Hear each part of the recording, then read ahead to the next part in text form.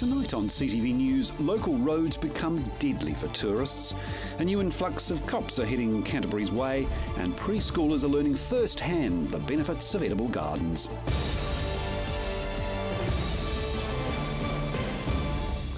This is CTV News. I'm Grant Mangan. 3 of the people involved in serious crashes over the last 5 days were overseas tourists. A Christchurch City councillor is warning that anyone visiting New Zealand needs to study up on the city's roads before getting behind the wheel. 5 days and 5 separate crashes. The school holidays have not got off to a good start for holiday makers in Canterbury.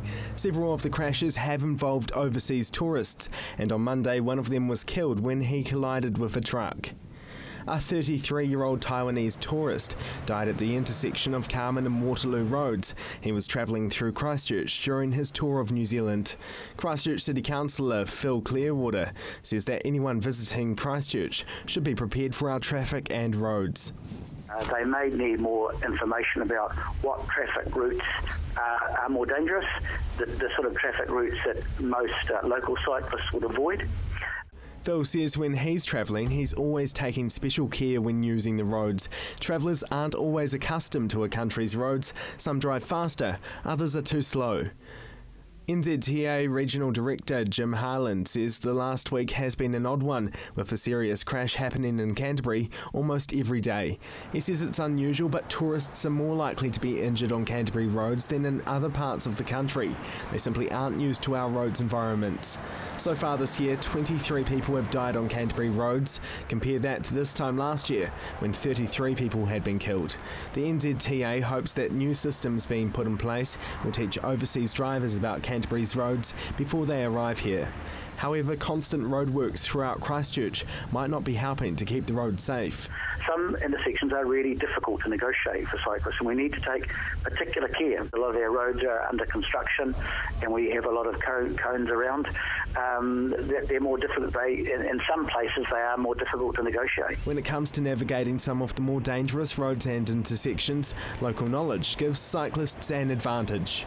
Local cyclists would be off the bike or either finding an alternative route, or if they are in a situation which we know is dangerous, to be on the footpath and using the traffic lights. Councillor Clearwater hopes that after 13 new cycleways are built over the next 5 years, the number of crashes and deaths will reduce. Off-road cycleways will help the issue because there will be clear, safe alternatives for cyclists. The NZTA is hoping today's serious crash between 2 trucks will be the last for a while. Marcus Gibbs, CTV News. And staying with the subject of road safety, speeding in cars is the leading factor in a third of all car crashes in New Zealand. Joelle Bautista with the story.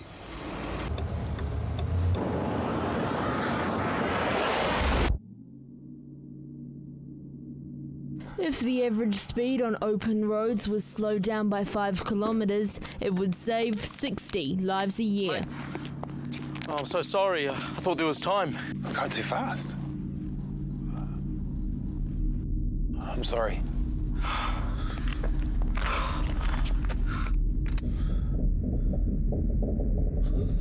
Canterbury Acting Inspector Glenn Nauder says, as always, they are cracking down on speeding drivers. We're actively enforcing the speed limits, and the reason for that, of course, is that the speed that you're going when you have a crash determines the nature and severity of the injuries that you'll get if you do have a crash. In the first 6 months of this year, the Canterbury Road Policing staff issued almost 20,000 speeding tickets. When it comes to driving through road sites, this is where drivers can easily slip up.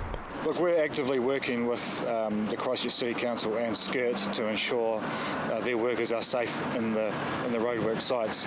We are actively enforcing the speed limit, which is generally 30 kilometres per hour through roadwork sites, and that's all about road worker safety and helping the Christchurch rebuild get along and things get fixed. In general, Acting Inspector Glenn Nauder says Canterbury drivers are pretty good. He says there are always a number who believe they are able to sit above the law. Those few people that do think the rules don't apply to them, and if people are going to drive over the speed limits through roadworks, then we're going to catch them and we're going to issue them an infringement notice. Driving quickly through work sites has several consequences. That's what many drivers in a hurry do not even consider. Look, around roadwork sites there's a lot of hazards that aren't otherwise on the road. There's often loose gravel which can flick up and cause injuries to people and property. Often the road surface is loose, traction's not as good, and of course there's heavy machinery and road workers in close proximity. So we're very mindful of the safety of those road workers and of course the safety of motorists when they're driving around heavy machinery. Acting Inspector Glenn Nalda says it's crucial to be mindful of the speeds you are travelling and to slow down. The message to speeders is slow down. Sooner or later you're going to come unstuck, and the speed that you're going at is going to determine the nature of the injuries you get. You may not be at fault if you have a crash, but your speed will determine the outcome. And that extra few kilometres per hour can be the difference between a bump on the head or a fractured skull or something worse. This Canterbury police officer's final message: slow down, save lives. Joelle Batista, CTV News. More than 450 local software developers attended Canterbury's largest annual software summit. The New Zealand Air Force Museum was a different place on Thursday. Transformed with exhibitor booths, more than 12 industry-leading speakers and more than 450 local software developers. Canterbury local Roblin Dawes spoke at the seminar about Trimble agriculture. So really what I do is try and figure out what the problems are that farmers in this case are facing, and then see if we can use technology and the way that they do things to actually help them do that better. Using technology to enhance farmers' business, Roblin Dawes says what it comes down to is the farmer's bottom line, profitability. If we can save them on fertiliser costs or chemical costs or water legislation or any of those things that they're having to input into their cropping cycle or into their farming cycle, then we try to apply technology to actually help them achieve that. Trimble began in 1978, right near the beginning of Global Positioning Systems, GPS. What they did was, using GPS, they applied it to multiple markets, from construction, transportation to logistics. Trimble Agriculture now creates software to use GPS and make farming more accurate. We'll do everything from steering the tractor for them so that they have no skips or misses in their paddocks. So we make sure that they get all the inputs in the right place. Automated guidance is used in most of the New Zealand farms for high-value crops. Making line and irrigation systems smarter, Christchurch-founded company Irrigator IQ are now a part of Trimble. They now hold the largest number of variable rate irrigators being used here on Canterbury farms. The big pivot irrigation schemes and actually controlling each of the individual nozzles on those irrigators, and you can change that based on your soil type or how much water you want to put on here versus the other place. The next step for Trimble Agriculture. Yeah, we think that combining this with data sources that come from off the farm, or whether it be satellite imagery or rainfall or some weather, and combining that together with everything we know that's happening on farm will give us the ability to take the next step in helping with those decision-making tools. Joelle Batista, CTV News. Coming up, preschoolers are learning the benefits of edible gardens.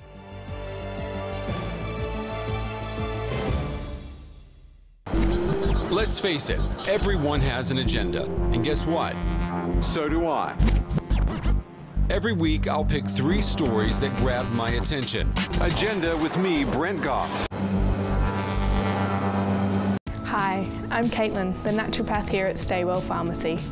Working with the pharmacist, I use herbal and nutritional medicine to recommend natural alternatives for your health. This can be to counteract any side effects of your medication, general health advice, or natural options for you and your family. I'm also available for consultations. So come in and see us at Staywell Pharmacy, 27 Shands Road, Hornby. Staywell Pharmacy, live well, stay well. Come in and meet the locals at the Bush Inn Centre. Whether it's to grab a coffee on the go or to catch up with a friend over lunch or dinner, the Bush Inn Centre is the perfect place. With our unique range of shops, you'll find everything you're looking for and more. Our friendly locals are always happy to help. We have plenty of parking at the Bush & Centre, making your shopping experience just a little bit easier. So come in, meet the locals and shop Bush Inn. You'll find us on the corner of Riccarton and Waimari Roads.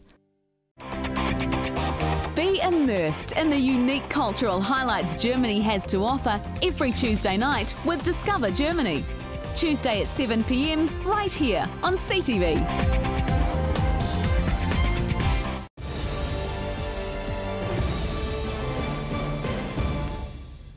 "78 new constables are hitting New Zealand streets after graduating, and 8 of them are coming here." Crime's at an all-time low in Christchurch, and it might just stay that way. 9 new constables will be doing their best to keep the peace. We're really pleased to get 9 new graduates out of the last wing. We had 15 on the previous wing and 16 out of the wing there before. Over the next 12 months or this year, we'll have about 60 to 70 new staff. Boosting the ranks will mean more bobbies on the beat. We are balancing out our natural attrition, but with these new graduates, we'll actually be over our staffing numbers. We've also maintained our numbers. So where we've seen holes, we've managed to put people through the college. They're not all destined for Christchurch. Other parts of Canterbury will also be benefiting from the new intake. So we're going to mid-south Canterbury. The rest will come to the main building. We then spend 3 months going through a training program of teaching their street craft, and then they'll go on the front line. Out of the 78 graduates from the Royal New Zealand Police College, some former occupations include nursing, a commercial diver, specialised welder, plumber, gas fitter and drain layer. Some of the trainees also have a special connection with various emergency services. Some have served as volunteer firefighters, and others have been deployed overseas with the New Zealand Defence Force. They've given that all up to become an officer of the New Zealand Police. Marcus Gibbs, CTV News. Community groups and schools are doing their best to teach the younger generation about the benefits of eating green. Emma Cropper has more. Teaching the young about the benefits of growing your own. These North Beach preschoolers plant and grow their own edible garden. And you put it in the bucket, and then we can take it. Each child in charge of their own patch. They're growing everything here, from potatoes, strawberries and broccoli to silver beet and kale. They even have their own herb garden.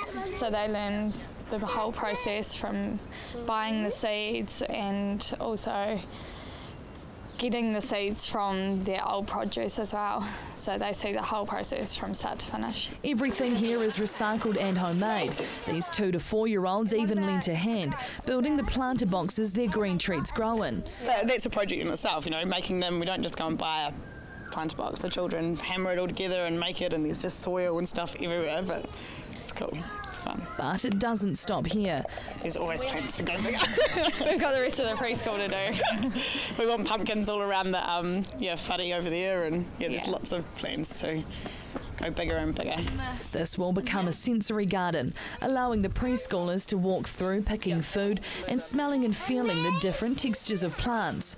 These edible gardens are catching on around the city, along with early childhood centres. Primary schools and workplaces are building their own. Christchurch itself even has more than 15 community gardens around the city. People are starting to get a little bit suspicious of food that's imported. Especially their fresh fruits and vegetables. So if you grow them yourself, you know where they've come from, and you know that they've probably been grown organically and from, in good soil as well. Jan Pascoe from Community and Public Health believes it's a positive step in the right direction, teaching the younger generation that you can't live off fast food and fizzy drink.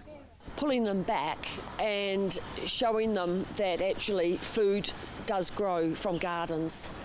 And to start getting this sort of grassroots, slow food, localised food is really a big step for them. Jan's hoping to raise more awareness around the benefits of edible gardens. She's presenting a deputation in front of the Burwood Pegasus Community Board, hoping to start awards for the best garden.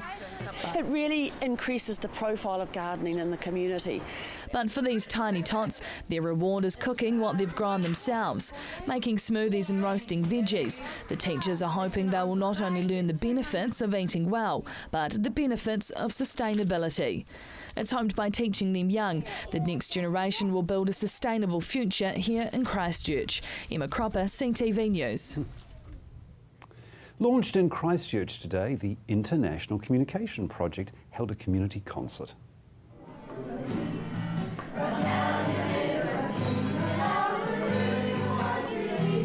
Meet the Canterbury Choir, kicking off the International Communication Project in Christchurch today with a free community concert.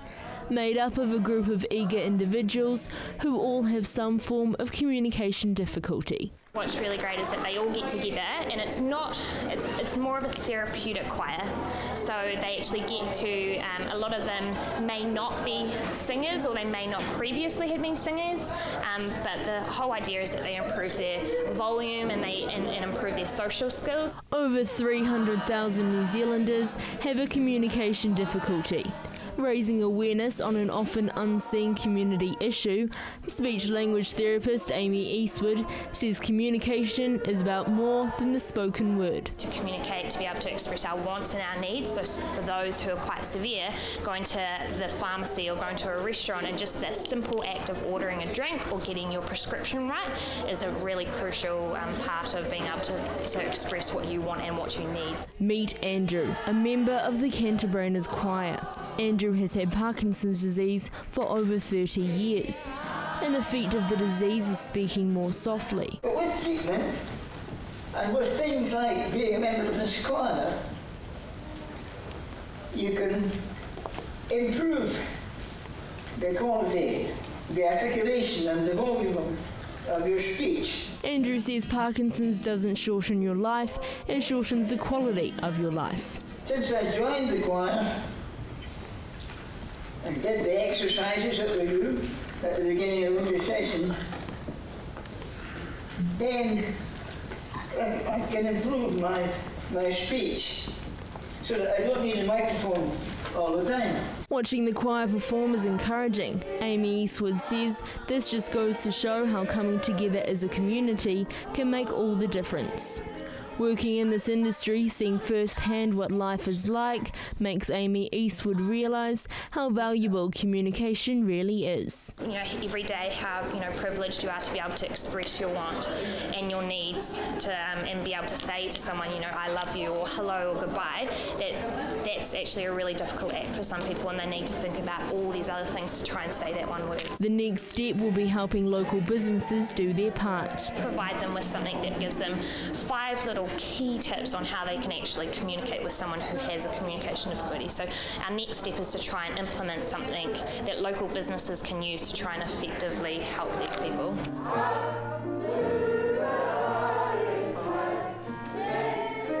Joelle Batista, CTV News. Still to come, a preview of the weekend sporting activities and, of course, your local weather forecast.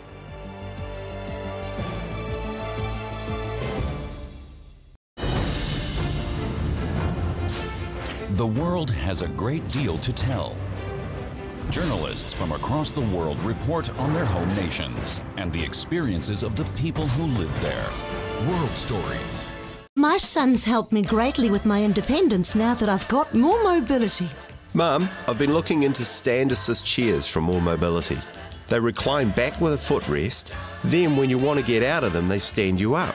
You can even sleep on them. More Mobility can bring one out for a free trial.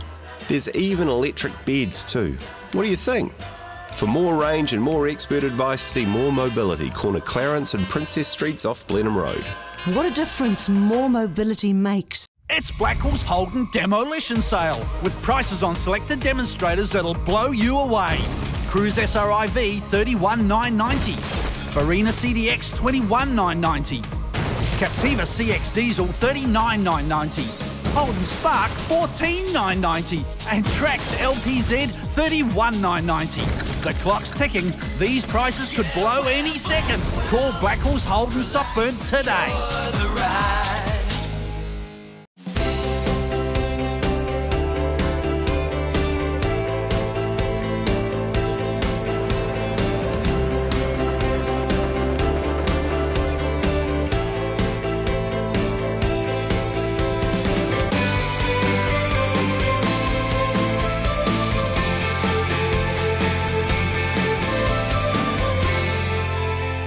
For news, views and local stories, the Christchurch Star. Be immersed in the unique cultural highlights Germany has to offer every Tuesday night with Discover Germany. Tuesday at 7 p.m, right here on CTV.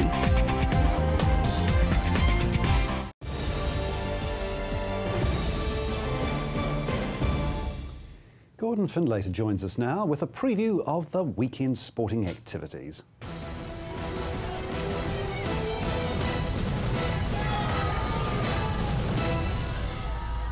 The tarmac heats up at Ruapuna this weekend with the second round of the ASCO Endurance Series taking place at Mike Pero Motorsport Park tomorrow.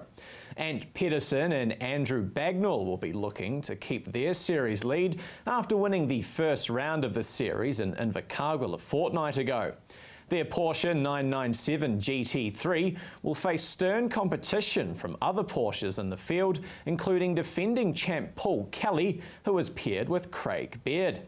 Outside of the Porsches, contenders to watch for will be Inky Tulloch in a brand new Camaro GT3, as well as the Ferrari F430 of Jono Lester and Robin Gray.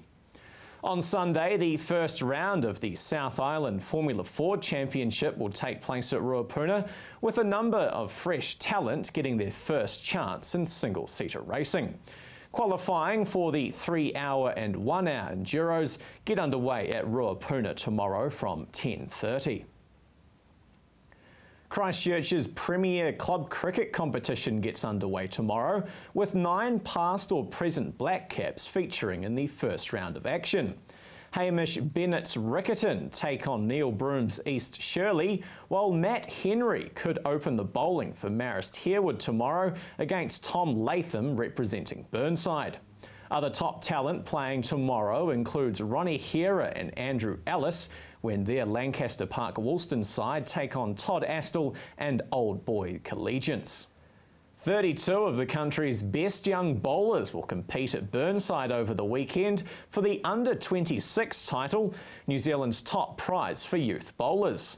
Starting tomorrow, each player will play 7 section games before entering a knockout phase, with the final starting at 10:45 on Sunday.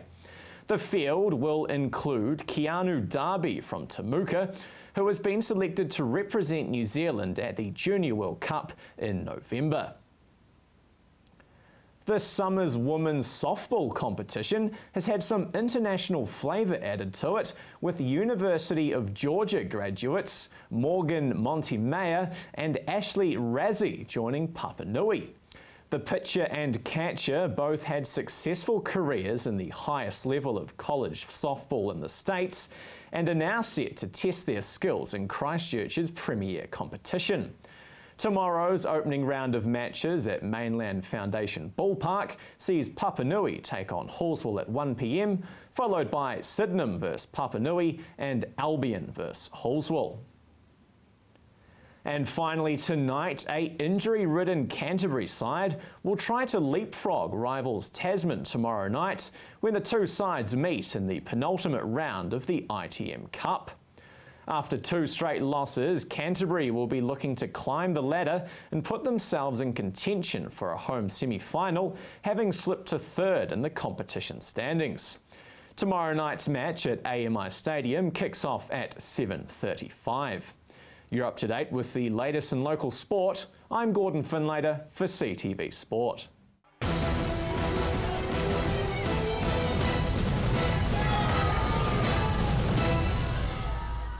And Christchurch have defeated North Harbour 61-51 in the final of the National Netball Championships that were being held in Henderson.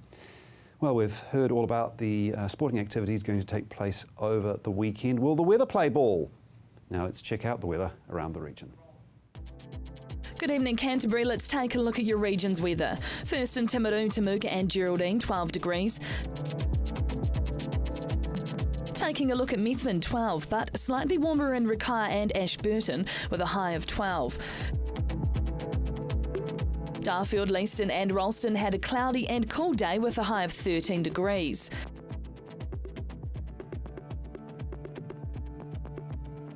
Heading over to Akaroa, not the warmest spring day for you, hitting 12. Rangiora, Kaipoi and Amberley hit a high of 13.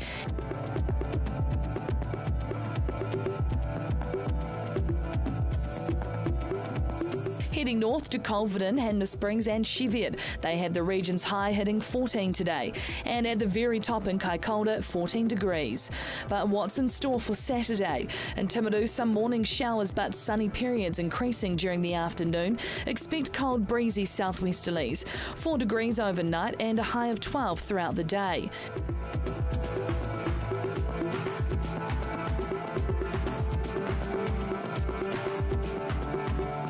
In Ashburton, cloudy at first, with a few showers and gusty southwesterlies, but becoming fine during the afternoon, with winds easing and a chance of frosts tomorrow night.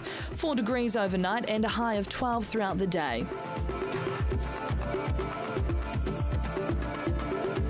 And in Christchurch, some morning showers but sunny periods increasing during the afternoon. Expect cold breezy southwesterlies, hitting an overnight low of 4 and a high of 12 degrees.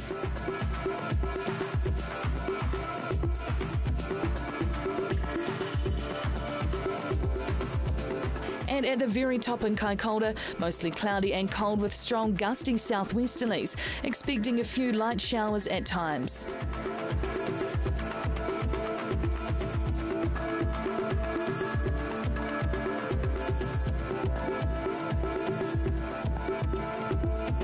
And in other areas around the region, Temuka and Geraldine, 12 degrees. Methven and Mackay expect showers in the morning with a high of 11.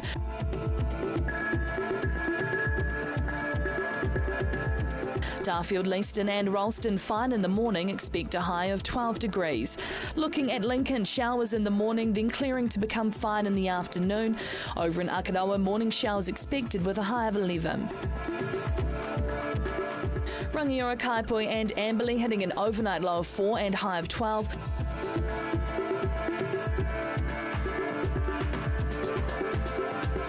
Culverden, Hanmer Springs and Cheviot. Showers at first, clearing to become fine with a high of 11. And looking ahead for the rest of Canterbury, milder on Sunday with fresh gusty northwesterlies developing. Expect high cloud in the afternoon. Milder northwesterlies and high cloud at first on Monday, but a strong cold southwesterly change will develop during the day, bringing with it a brief period of showers. Sunny periods and some cloud on Tuesday with moderate cool southwesterlies. High cloud will come about on Wednesday with northerlies freshening. Do expect some brief rain possible during the afternoon. And fine and mild with fresh northwesterlies and some high cloud on Thursday. And that's all for your Friday's weather. Keep warm and have a lovely weekend. And since it's going to be a dreary weekend, great time to stay inside and perhaps watch a film here on CTV. That's CTV News for Friday. I'm Grant Mangan. Good night.